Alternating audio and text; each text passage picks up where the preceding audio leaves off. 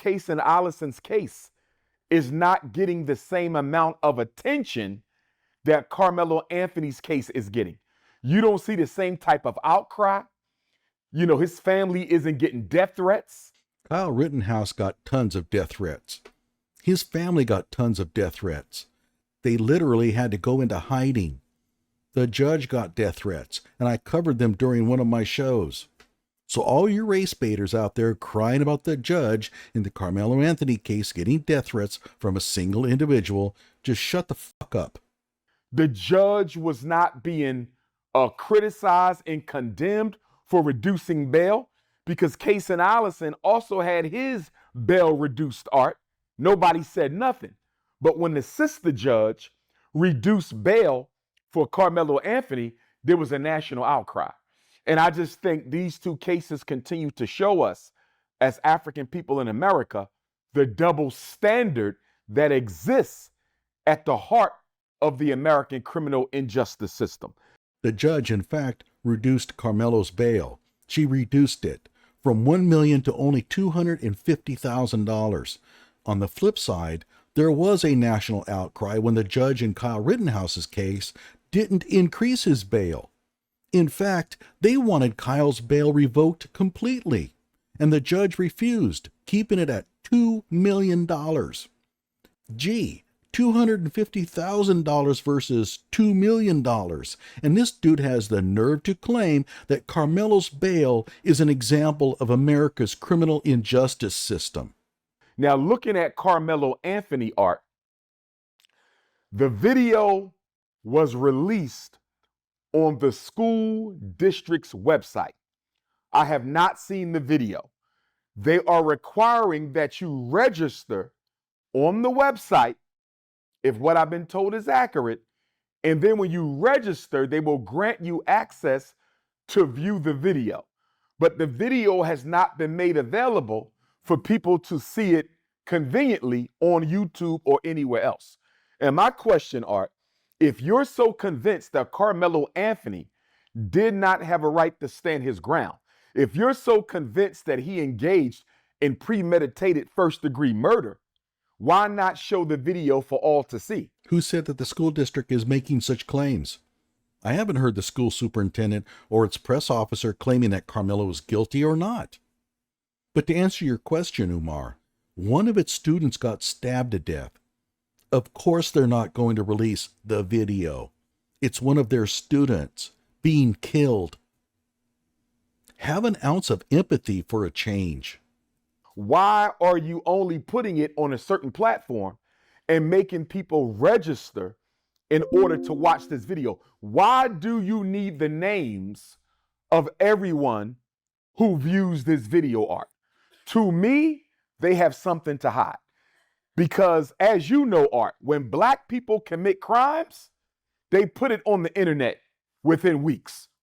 It's out there. When we are guilty, Art, as you know, they put it out there for everybody to see it.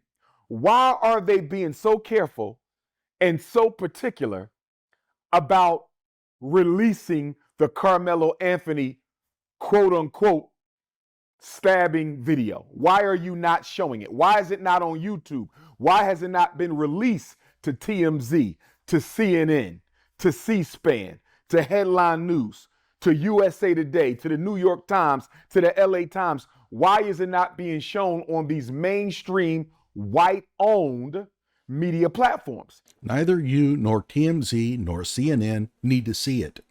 You're not on the jury. You're not involved in preparing Karmelo's prosecution or defense. You're not a Metcalf nor an Anthony. There is no reason for you or the public to see that video. The justice system doesn't care, nor should it, about kowtowing to your curiosity.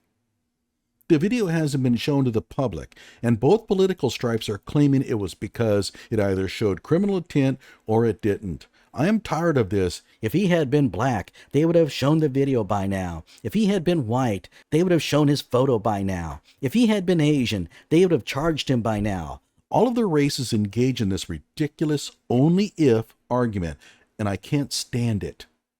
And I believe it's because, number one, you either manipulated the video, and people might be able to tell.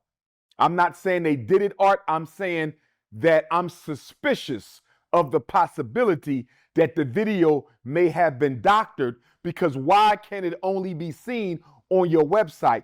The video will not be doctored. The school district doesn't have the resources to pull off something like that. Who in here really thinks that the school district employs the kind of technical expertise needed to doctor a video and not make it discoverable? I doubt it's even possible. Regardless, that person would not only have to be a professional of the highest caliber, he would also have to be willing to face severe criminal charges if ever discovered. This "they must have doctored the video" is an argument of the ignorant. A video could be misinterpreted, sure.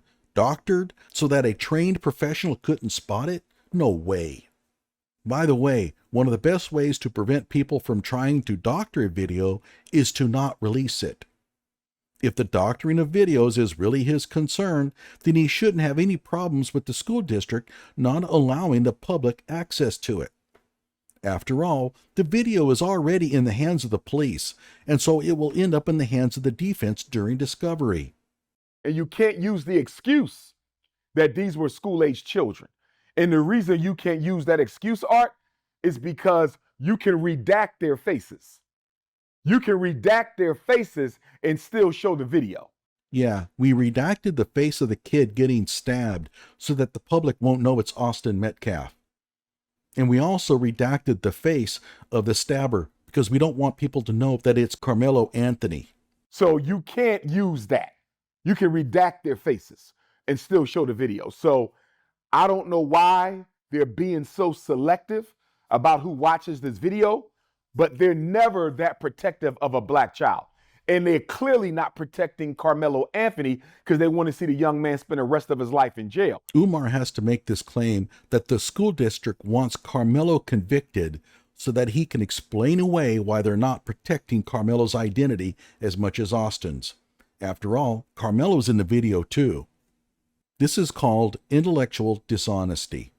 So I believe that that video, if it is shown in its entirety as it happened, will reveal some evidence that will lead a lot of people to believe that Karmelo Anthony, in fact, was justified in standing his ground and defending his life. Except not a single person who has seen the video has made such a claim.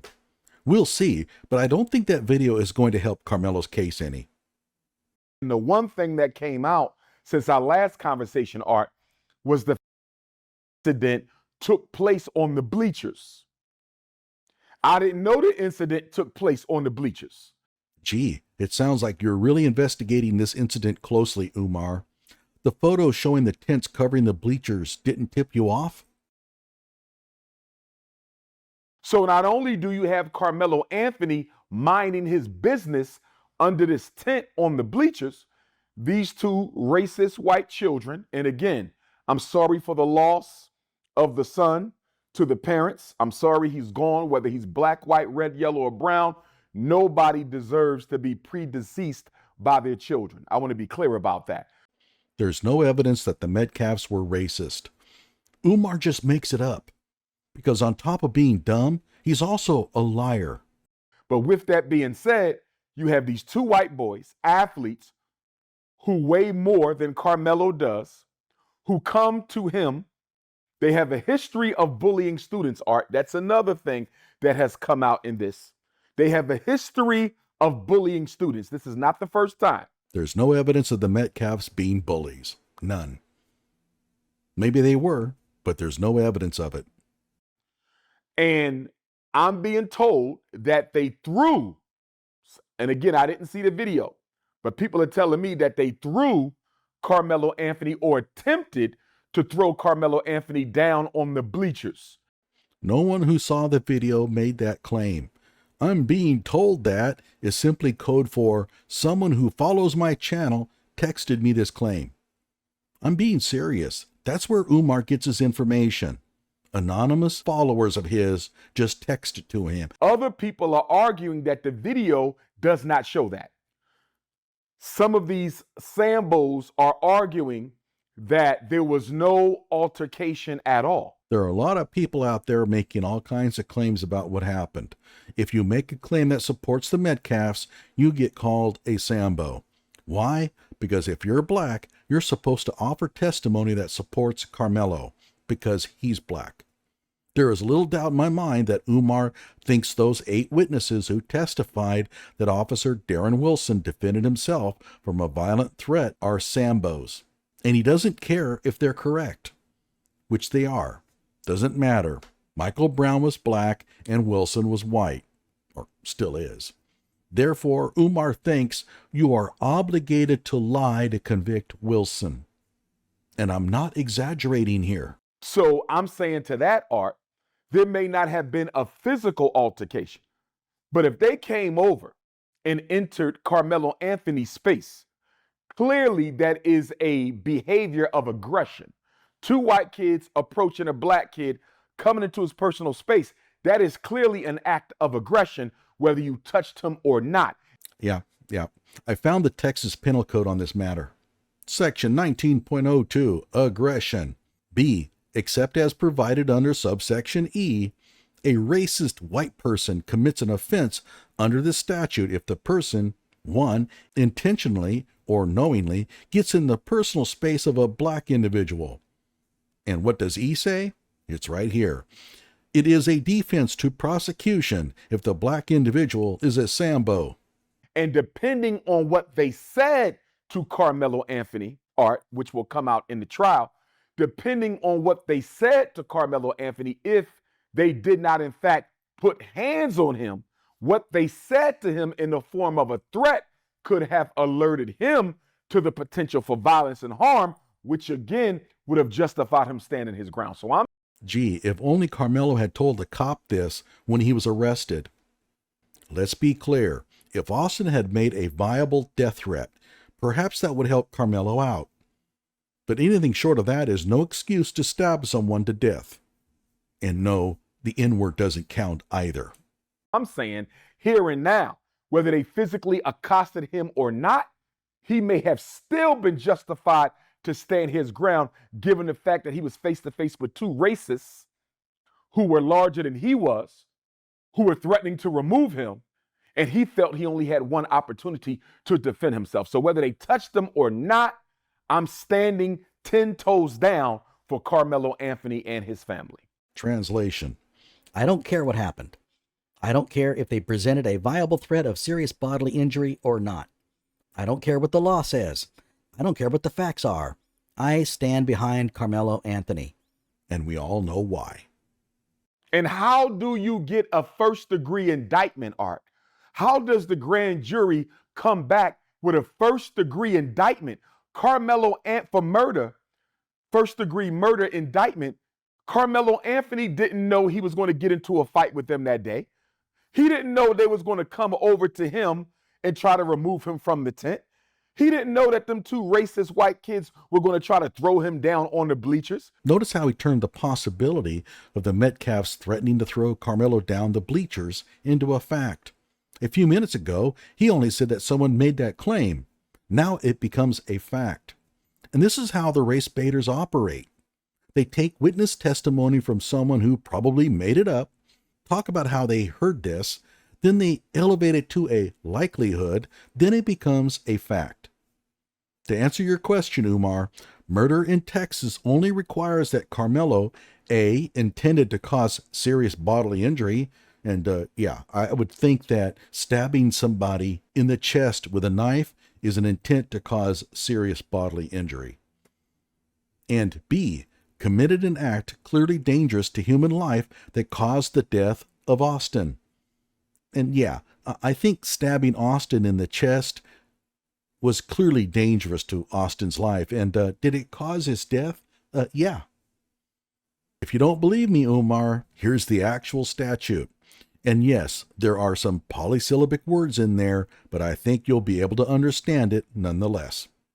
It is sheer folly to think that Karmelo needed to predict the altercation well in advance of it happening. It's not required under Texas law. But folly is Umar's middle name. So how did he get first degree, Art? I don't even think he should have had second degree either, but first degree, when you got another kid a few counties over in the same state who took a knife to a fight that he knew he would be having and stabbed the kid 4 times inside of a school, Art, when he could have ran and told a teacher, ran and told a security guard, ran and told the principal? Let's go back. The two entered a school restroom and were surprised to find Ramirez and 4 of his friends inside, according to Biddle. And yes, it's his testimony. I realize that. He and Allison attempted to leave after using the restroom, but were blocked by Ramirez and his friends. If true, that kind of puts the kibosh on Umar's rant, does it not? Instead of doing that, he stabs the kid, but he don't get a murder charge. He don't get a manslaughter charge. I think he gets criminally negligent homicide or something like that, Art. I can't remember the exact charge, but it wasn't first-degree murder, second-degree murder. It wasn't even manslaughter. And once again, he's wrong. Kason Allison was, in fact, charged and tried for first-degree murder. This is what happens when people listen to the uninformed. He has viewers believing that Kason Allison got special treatment from a grand jury because he's white. The 2 grand juries involved indicted Karmelo and Kason for the exact same charges. So how do you explain that? And I do believe the stabbing took place in a school bathroom. I believe it did. Don't quote me on that. It could have been off campus, but I think it was on campus. You don't know? You've been leaning on this Kason Allison case to prove your points, and you know almost nothing about it? Okay, so how does he only get this charge, which could have sent him home in 6 months to 2 years, and Karmelo Anthony out the gate for an incident that he could not have predicted would happen on that day is being charged with first-degree murder? This is clearly a case of unfair justice. Yeah, it's definitely unfair. I couldn't believe it when I first heard it, that he got indicted on first-degree murder. Because he can go to jail for the rest of his life, Art. Karmelo Anthony, God forbid, ancestors forbid, divinities forbid, Karmelo Anthony can go to jail for the rest of his life. Art, how do you explain that when you have another kid who does not get charged with first-degree murder, stabs the kid 4 times at a fight he knew he was going to be having and brought a knife for that purpose, but he don't get first-degree murder charge in the same state? The double standard of black-white justice. It don't make sense. It's racism. Yeah, it's racism. What about Kyle Rittenhouse? He didn't just face the possibility of a life sentence if convicted. His was mandatory, and he was clearly ambushed, chased, and attacked. Were you sticking up for him at that time? Was it racism that forced that trial? Well, we don't have to guess. Well, to be very clear, Bob and David, as it relates to the Kyle Rittenhouse verdict, I'm not surprised. Mm-hmm. It was a clear case of white privilege. To me, that verdict was a clear message that white folks are allowed to shoot people who are standing with black folks in our protests, and it's a message to black people that if you want to keep on protesting, we will basically deputize any white person to come into your protest, come into your city, shoot and kill you, and they will not be held responsible. That was setting a precedent to allow white people to kill black people and others who stand with black people in these marches against police genocide. That's why he walked. Like my video and subscribe to my channel.